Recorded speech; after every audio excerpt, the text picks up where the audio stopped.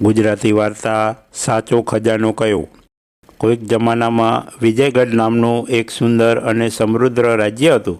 એ રાજ્યનો રાજા વિક્રમસિંહ વિવેકી, દયાળુ અને ન્યાયપ્રિય શાસક તરીકે જાણીતો હતો.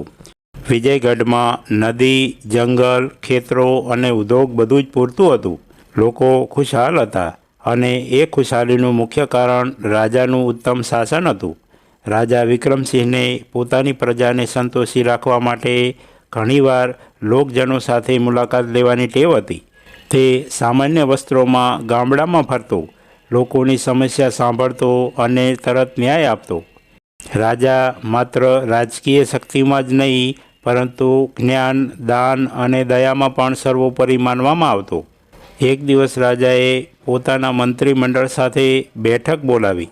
બેઠકમાં તેણે કહ્યું, મારે ખબર લેવી છે કે સાચો ખજાનો કોને કહેવાય? સોના ચાંદીનો ખજાનો જ સાચો ખજાનો છે કે કંઈ બીજું? મંત્રીઓએ પોતપોતાના મત આપ્યા.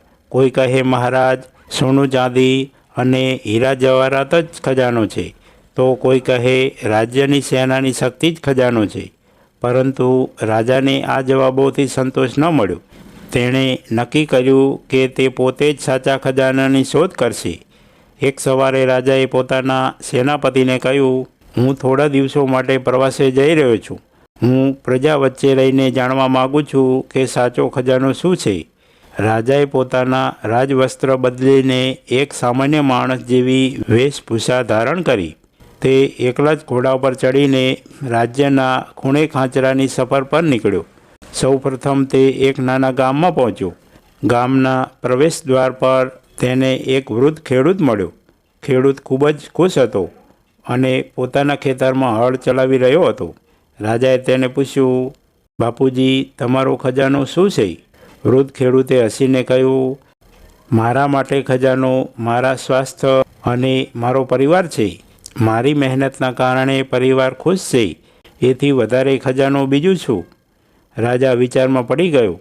ત્યારબાદ રાજા એક બીજા ગામમાં ગયો, જ્યાં એક શિક્ષક બાળકોને ભણાવતો હતો. રાજાએ પૂછ્યું, ગુરુજી, તમારો ખજાનો શું છે? શિક્ષકે કહ્યું, મારા માટે સાચો ખજાનો જ્ઞાન છે. જે જ્ઞાન હું બાળકોને આપું છું તે જ સોનાથી પણ કિંમતી છે. રાજા આગળ વધ્યો અને ત્રીજા ગામમાં ગયો, જ્યાં એક ગરીબ વણિક રહેતો હતો. તે થોડી ફળ ભાજી વેચતો અને દિવસનું ગુજરાન કરતો. રાજાએ તેને પણ એ જ પ્રશ્ન કર્યો. વણિક બોલ્યો, મારે માટે ખજાનો એ છે કે રોજ ખરો મહેનતાણો મળવો અને બીજાને કોઈ તકલીફ ન પહોંચાડવી. માણસની ઈમાનદારી જ તેનું સાચું સોનું છે. આ જવાબો રાજાને ખૂબ ગમ્યા. તેને સમજાયું કે સાચો ખજાનો હીરા માણેકમાં નથી, પણ ઈમાનદારી, જ્ઞાન, પ્રેમ અને સ્વાસ્થ્યમાં છે. રાજા પાછો મહેલમાં પરત ફર્યો. મંત્રીઓ ઉત્સુકતાથી તેની રાહ જોઈ રહ્યા હતા. રાજાએ તેમને કહ્યું, મારા મંત્રીઓ, મેં સાચો ખજાનો શોધી લીધો છે. સોનું ચાંદીનો ખજાનો એક દિવસ સમાપ્ત થઈ શકે, પણ સારો સ્વભાવ, જ્ઞાન અને દયા એવો ખજાનો છે જે ક્યારેય ખૂટતો નથી. પ્રજાનો વિશ્વાસ અને પ્રેમ જ આપણા રાજ્યનો સૌથી મોટો ખજાનો છે. રાજાએ રાજ્યમાં નવો નિયમ અમલમાં મૂક્યો કે જે ગરીબ બાળકો ભણવા ઈચ્છે છે તેમના માટે મફત શિક્ષણ આપવામાં આવશે.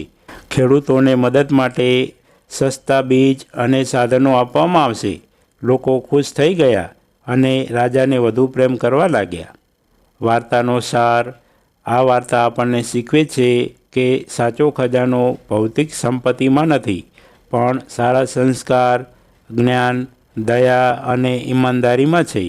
પૈસા અને સોનાથી જીવનમાં સુખ ખરીદી શકાય નહીં, પણ પ્રેમ અને સત્યતા જીવનને આનંદમય બનાવી શકે છે. મિત્રો, આવી દરરોજ નવી વાર્તા સાંભળવા માટે સબસ્ક્રાઈબ કરો અમારી ચેનલને.